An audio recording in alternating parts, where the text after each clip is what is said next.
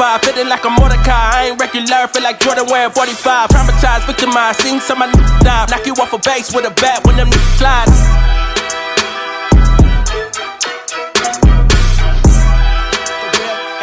Shawty saw my wallet, now she think I answer. No, I can never trick, let's with a kiss on my lips like, oh, I am not I'm a man with a gift and I'm doing my shit like.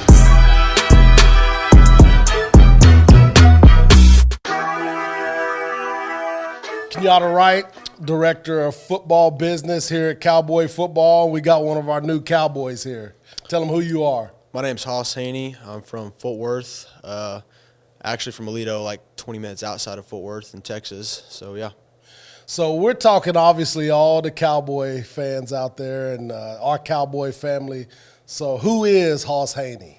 Who is Hauss Hejny? I would say he's a down-to-earth kid who really cares about his family. God is at the center of my life, and I just care about people and being there for people. And, you know, for the football side of things, I'm just a hard worker, going to do the right thing and raise up the people around me and just have fun doing what I love. Yeah.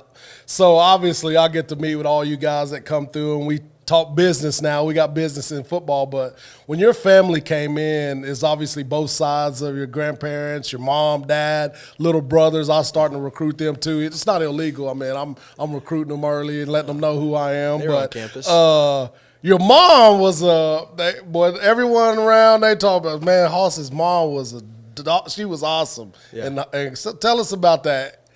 So it was really cool having like my whole family on this official visit.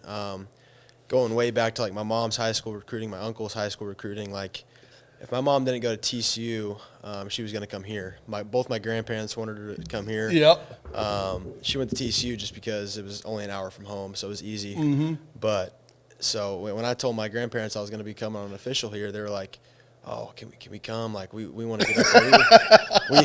we love Stillwater and just, you know, the rich culture and the history and Coach Gundy and all that. So it was super cool to, you know, have all of them behind my back and supportive of my decision to come here. My whole family's bought into this place just like I am. So I've just been blessed and fortunate to, you know, be able to pursue this path and finally be able to come here. Yeah. And your pops played ball at TCU. Yeah. So my dad played football at TCU, and then my mom ran track and played basketball there as well. So I had some genetics backing me up and some things that helped me along the way, and just a ton of, you know, guidance and just two people that have gone through the same things as I'm going through. So it's been a lot, you know, easier than some other kids whose parents maybe didn't go through the same things that I'm going through. So I just couldn't thank both my parents enough for, you know, helping me get here. Mm-hmm.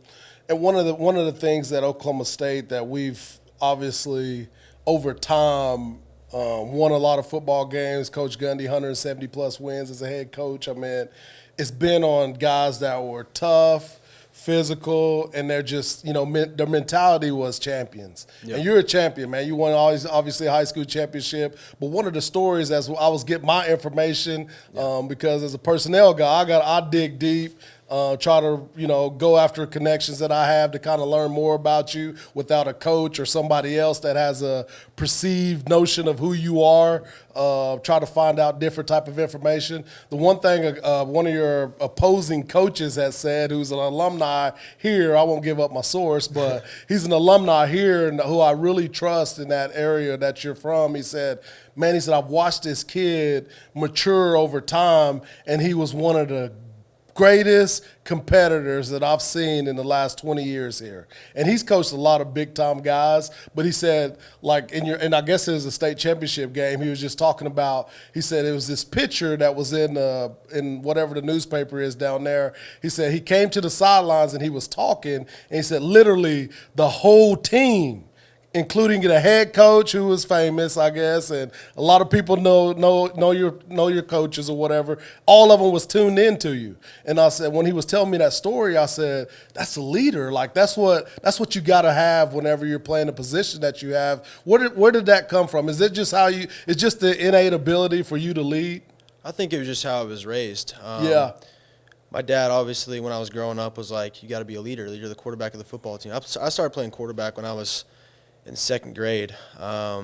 my dad, honestly, like he just thought I was meant to be a quarterback and thought I had all the intangibles to do that. So just from a young age, when it came to running wind sprints, it started with wind sprints and running mailboxes, actually. When I was 6 years old, maybe 7, me and my best friend, we ran mailboxes, mailbox to mailbox. Yep. When we had our helmets on, our dads were with us, and honestly started right there, just competing with my best friend when I was younger, who actually goes to school here now, by the way.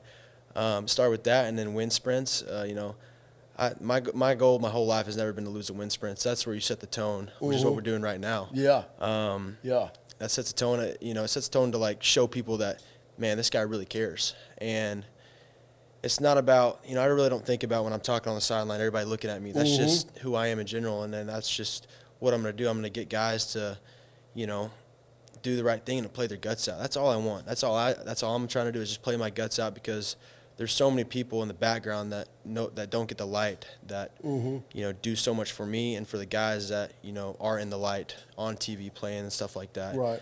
And I just want to get back to those people and just show them how much I appreciate them. And that's what I do is I play my guts out for the people who don't get all the light shown on them. Yeah. And God, there's so much that goes into it that I can't say it all in one sentence, in one sitting. But I'm just a competitor who's gonna give all the glory to God, because He's blessed me in so many different ways. And like I said earlier, God is the center of my life, and that's who gives me the strength to do all the things that I've done in my whole life. Is God. He blessed me with 2 great parents, grandparents, all the firm foundation that a kid could ever ask for. God has given me, and all my job is to do is just give that back to Him, and bring Him happiness and gratification, because He feels all the same things we do at the end of the day. And to think about God smiling down on me, shedding light on His word, and raising other people up around me, that's all I can ever ask for, and that's all I'm going to continue to do for the rest of my life. Man, that's awesome, because in this sport, man, it can truly be a transactional sport, but that's transformational. You know what I mean? You're going to impact a lot of people, not only, the Cowboy Football family, but just your approach to life. That's transformational. And I know that I deal with business and all the contracting stuff, and we get tied up in money and NIL and revenue sharing, all that type of stuff. But at the end of the day, the transformational approach that you have as an athlete, or all of our guys have as an athlete, that's why we do this thing. That's why a lot of people love the game.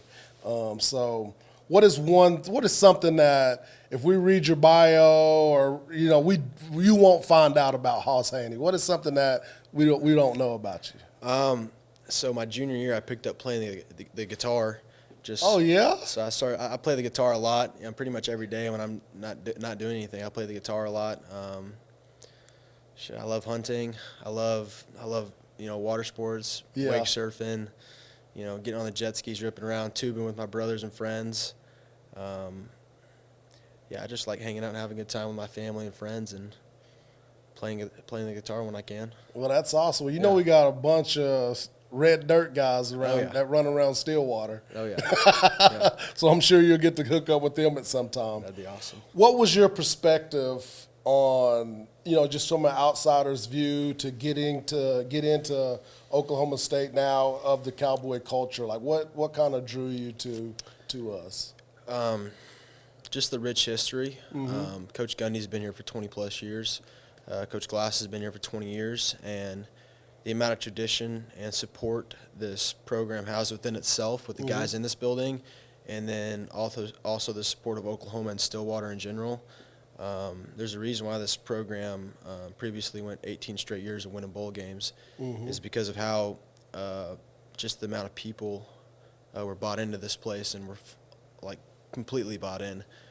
Things don't just happen just because. There's always a reason behind it, and I had a lot of people that shed that on me, or I knew Oklahoma State was always a good program, but I had people around me that really made sure I knew, Hauss, Oklahoma State, it's a legit place that'd be a good fit for you, and they're the people that told me about the rich history this program has had, and just I love Coach Gundy's demeanor, just the way he carries himself. He was a quarterback here, played here, obviously leading passer here.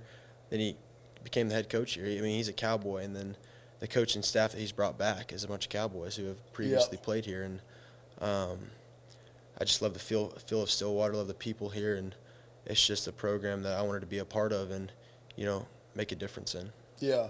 And when you're looking at quarterbacks and things like that, I don't really I can't say that I'm a quarterback guru or anything. I just want to hit them, you know what I mean? I'm a linebacker. Oh, yeah. But, when we were set in our meetings, one thing that I learned from Coach Gundy and hearing the offense speak and some of those type of things is like, we need to not look at so much as pinpoint accuracy or how fast or how tall or how they throw the football, but more of like how they operate. And I was like, man, that's a transformational statement for me as a personnel guy. Is like how they command everything, how they operate, because truly whenever they say that the quarterback is the field general, like, that's what your position is. And so whenever I hear that now and I hear Meacham talk and Coach Johns talk and Mike talk about, Coach Gundy talks about, the operator, how you guys operate. In this offense that we run now, how is that all